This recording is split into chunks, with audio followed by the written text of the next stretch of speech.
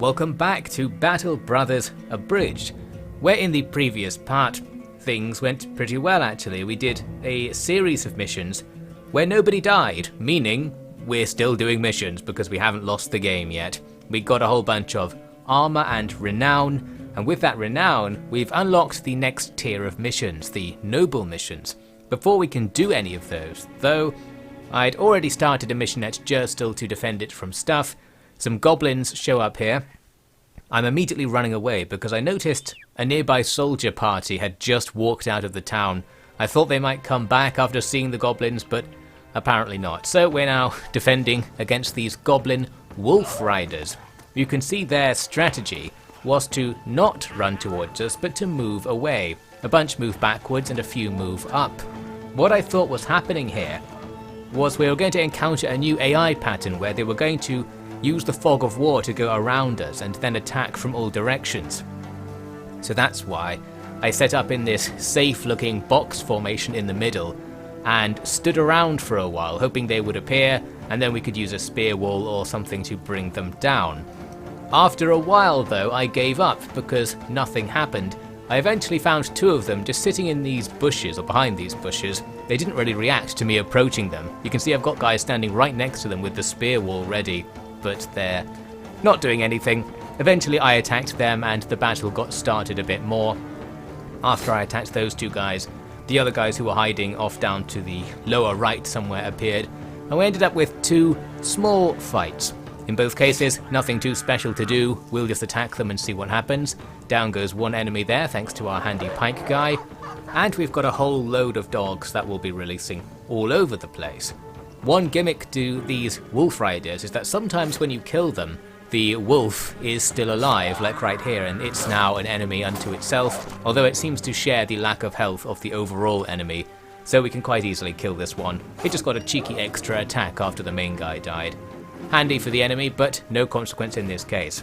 Now we've got numbers on our side, so we just need to surround and pound what remains. But many of our numbers are due to me having released dogs everywhere, and the dogs do take the brunt of the damage in this battle. These enemies can attack 3 times in one turn, and while the dogs seem to dodge them quite often, they have like no armor, so 1 or 2 hits and they're guaranteed to go down. And the enemy were quite interested in attacking the dogs specifically. I suppose that's good because, as mentioned in the past, they're a pretty cheap way to absorb damage, so that might have contributed to our overall success in this mission. This is towards the end when I think all of the dogs I put out have been killed, so we lost a whole bunch of dogs doing this one.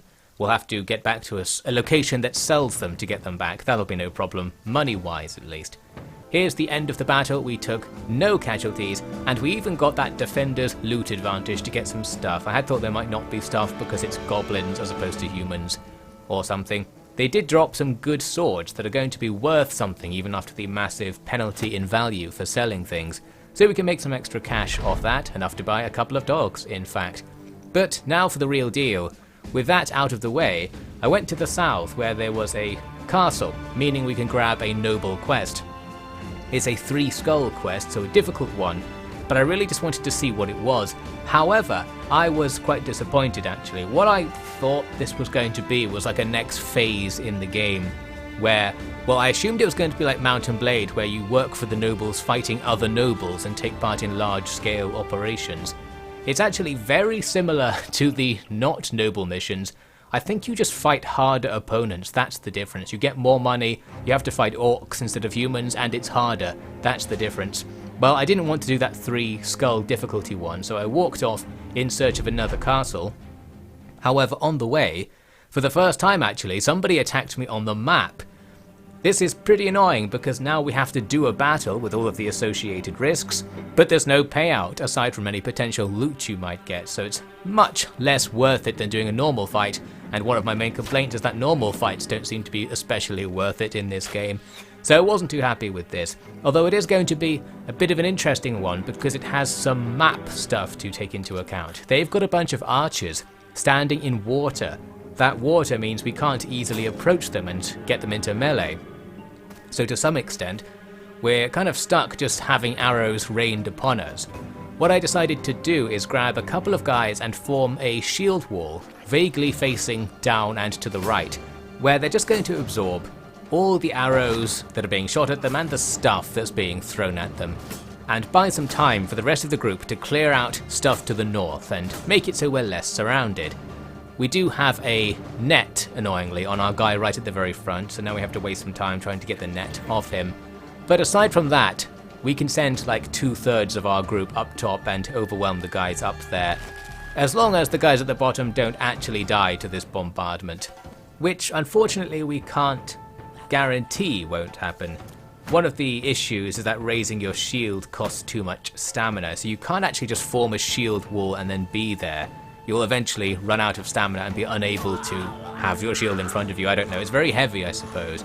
So I started advancing on that front, trying to look for any chance I could get to force the enemy into melee, really relying on bad AI. They can just walk backwards if they want, but I'm going to walk forwards at the same time and see if this gets us anywhere. We can release dogs as well, who'll be able to jump on into the water and attack those archers. While they won't last very long, it will stop the archers firing for a bit at least.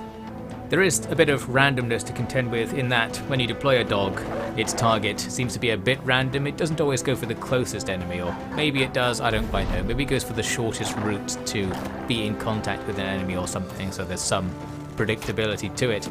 As it happens though, we get 2 of the archers fighting with dogs, so that will distract them. The archers can quite easily kill those dogs, but we're lucky they miss a bunch of attacks there, so the dogs will continue being a distraction. Perfect. However, things aren't going quite so well up at the main fight because our pike guy gets killed by the enemy's pike goblins.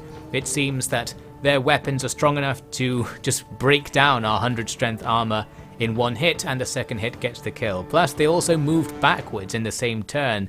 I'm guessing that's a cheeky goblin thing that they can do.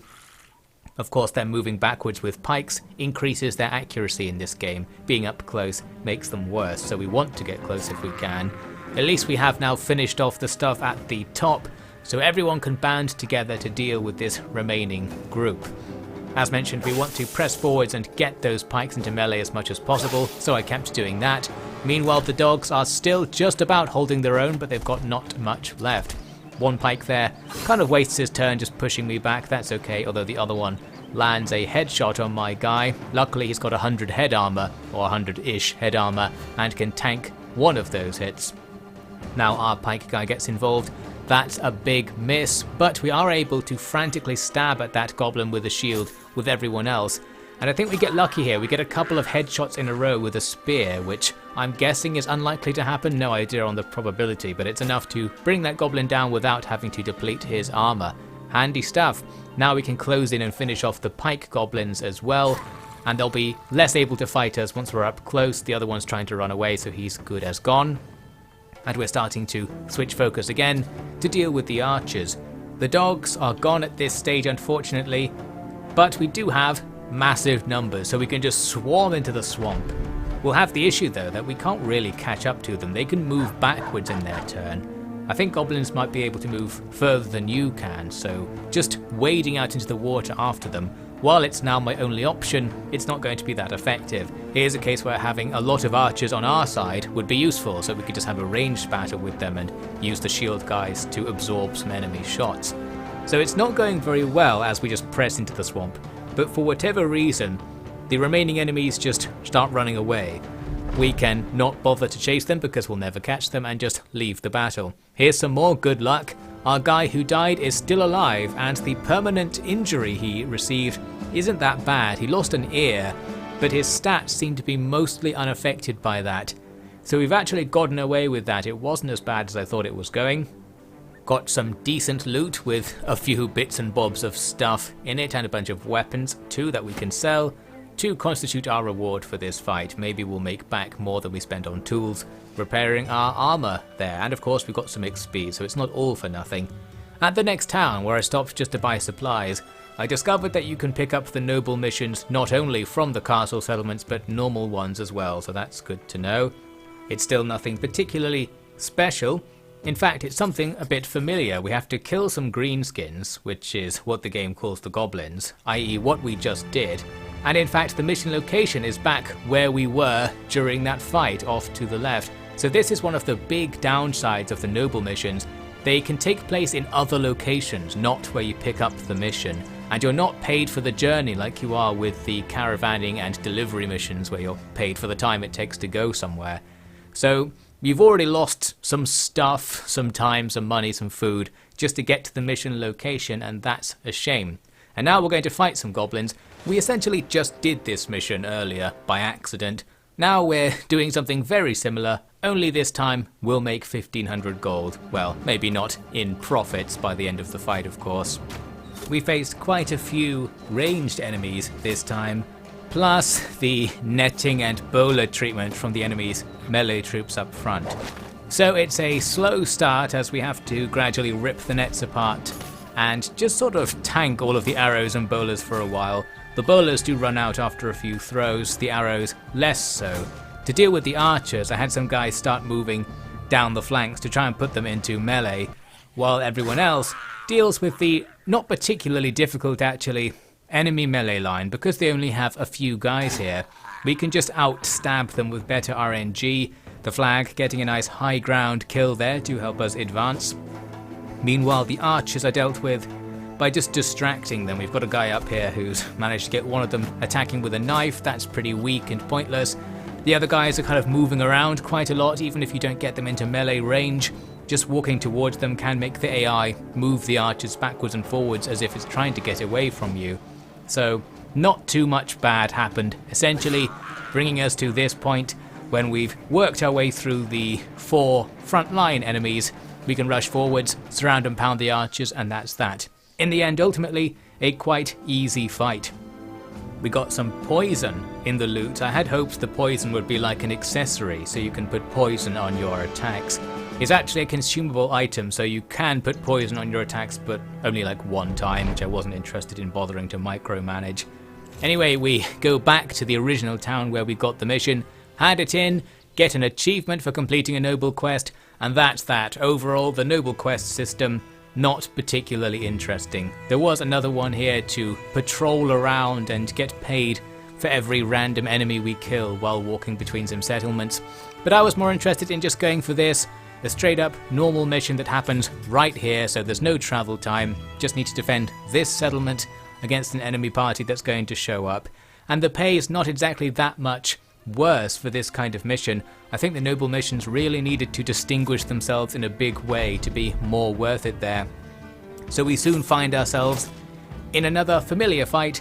We're just fighting 6 bandits.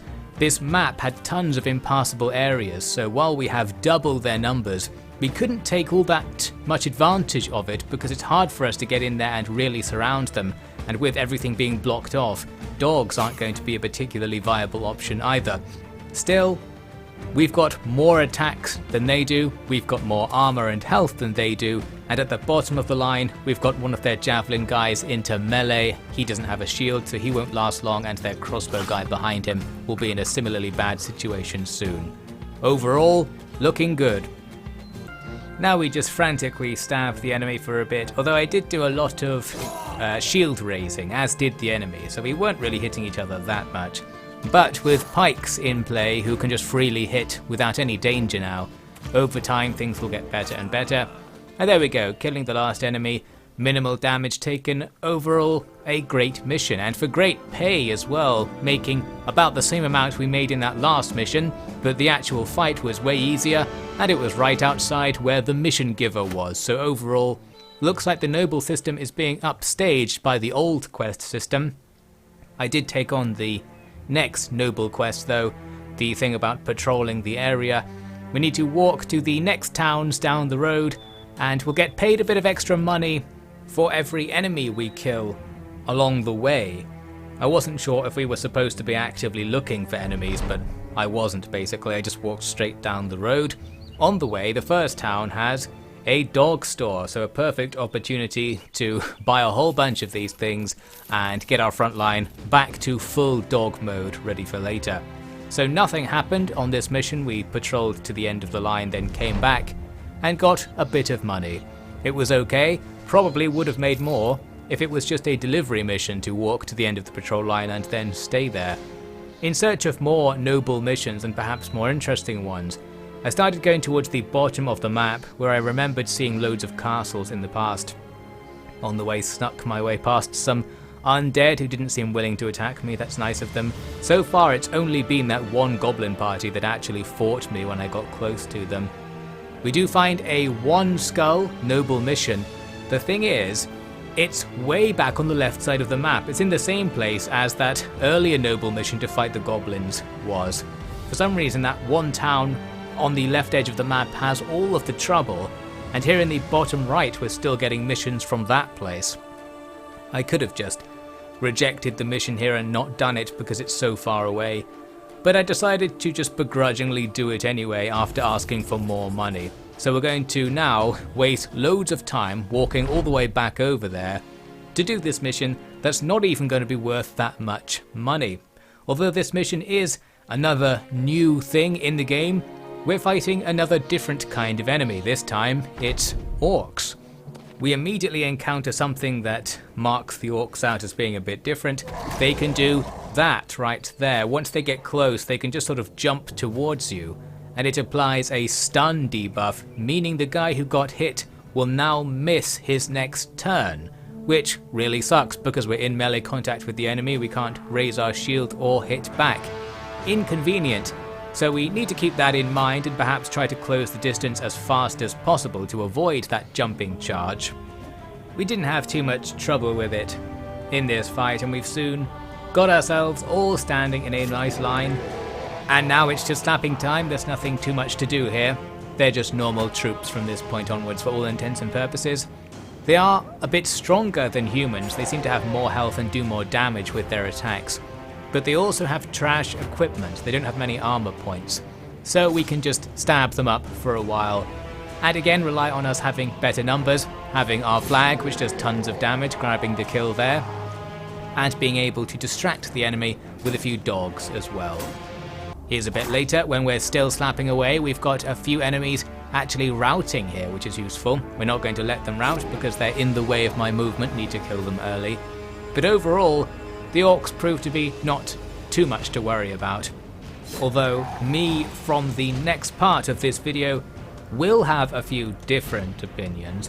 For now, this battle against the orcs is going great, and the more we kill, the greater it's going to be as we surround and pound them. Lots of damage from that dog right there, making the orc flee as well. Got a couple of others either fleeing or on the verge of fleeing. It's just fine. We slaughter them and get to this result. No casualties, not much damage, perfect. Even got a few food items in the loot. I'm not sure if we're eating the orcs or eating whatever they were eating. Unfortunately, a lot of the weapons and equipment they drop are orc specific. They have good stats, but they have debuffs if you use them because they're not designed for humans. Not sure whether actually using them is supposed to be a good idea, but I just sold them all. Now we need to start going home to hand in this mission. The problem with this is it's a long way, so I just gave the order, slapped it on fast forward and waited, and while we were walking, we got attacked in the middle of the night by a whole bunch of Naxxraras. We fought these before, but it was only about 6, I seem to remember, when we fought them earlier in the campaign. Thanks to the magic of scaling difficulty though, now we have to fight 20, so that's a fair few, and here they are. We do have a bit of a strategy though. I've got our guys all in spear wall formation, and as the enemy jump at us, they'll often be pushed back immediately and take a little bit of damage as well.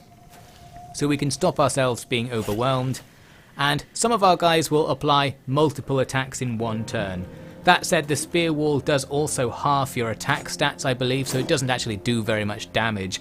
But as long as they keep jumping in here, it all adds up over time, and even though sometimes it fails and the enemy do get into melee range, as you can see, it often doesn't, and we repeatedly knock the enemy back, doing bit after bit of damage. So once the main line slugging match actually starts, plenty of the enemies will already be damaged, and we even killed a few of them, I seem to remember as well.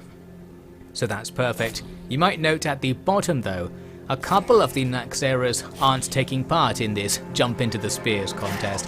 There seems to be a little bit of tactics going on as the enemy surround the guy at the end of my line. That's the guy with the sword who can't do that spear wall repelling thing. he has instead Riposte, which is a version of the same ability that only works if the enemy attacks you in melee range, so less useful here. And that situation is going to get a little bit worse as we go on. But in the middle, this is great. We're just grabbing more and more free damage. Of course, the downside is always that it costs tons of fatigue to be in spear wall formation. Even if you actually don't attack, even just standing there uses the same amount of fatigue, which I really don't like most of the fatigue system in this game. But basically, we do get quite a lot of damage out of it, several kills, and the slugging match situation is better, aside from the stuff at the bottom of our line, where our sword guy is totally surrounded by enemies. That's rather dangerous. Now, the Naxxraras are not made equally, even though they're classified as all being the same enemy.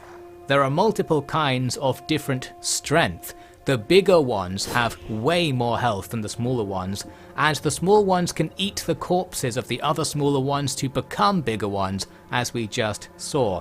I'm pretty sure they have a few hundred hit points, given how little of their health bar goes down when the flag attacks them, the flag still being our most powerful weapon. It does something like 70 to 80 damage, similar to the pikes, maybe even the same as the pikes. But looks like it's going to be a few hundred damage to get through a big Naxxra. You may also remember the big ones have a special ability. They can straight up eat you, as happens here, so we immediately lose a party member. Luckily, I already knew from earlier in the campaign that you can get your guy back as long as you just kill the Naxxra. I suppose if you don't kill them quickly, maybe they die later or something. But in this case, we kill them immediately, so our party member is back, and he's even been moved forwards a tile by the whole ordeal, which might be useful, although he's also about to break. Apparently he didn't enjoy being eaten. Despite the odds seeming to be against us in this one, it just kind of somehow goes okay. I think the enemy were distracted quite a lot by me releasing a bunch of the dogs. They did kill some of the dogs, and that may have prevented some of our party members being killed. They're not so strong that they can kill us with one round of attacks like those goblin pikes from earlier, meaning we can react. We can try and get wounded people out of the way or have them raise their shield or something to stop them from dying. And with so many guys on our side constantly raining attacks, usually 2 per turn, even though it takes loads of attacks to bring an enemy down, we are able to gradually get up to that number and bring them down, bringing us to this result. We didn't lose anyone, which I didn't really expect when the fight started, so that's all very nice. The loot's not that good, just tons of these claws, which sell for way less than they're worth, even at the most expensive selling locations for whatever reason. They're not quite like trade goods, which seem to sell for approximately what they are worth. Although those blood crystals or something, the other thing it dropped, is worth more money. That's that. Now we can start heading home and claim our not particularly significant reward from our quest across the world and fight with the Orcs. What's going to happen after that? Well, some more missions. I'm currently saving up to try and get 7,500 gold. That's my current objective. After which I'll get a cart or something, and I'll be able to carry around more stuff, which might be nice. Broadly speaking, I'm just still doing missions to see what happens and see if the game is going anywhere. At this stage, I've resigned myself to the fact it probably isn't. I think I've seen everything in the game, and in fact I might have seen it all from the very beginning. I suppose there is the late game crisis that was mentioned, which may actually start happening in the next part. I can't tell if what happens after this is the crisis. Things do get more difficult quite noticeably, although a lot of that difficulty ends up being for an odd and probably unintentional reason, which I suppose I'll talk about in the next part, coming soon.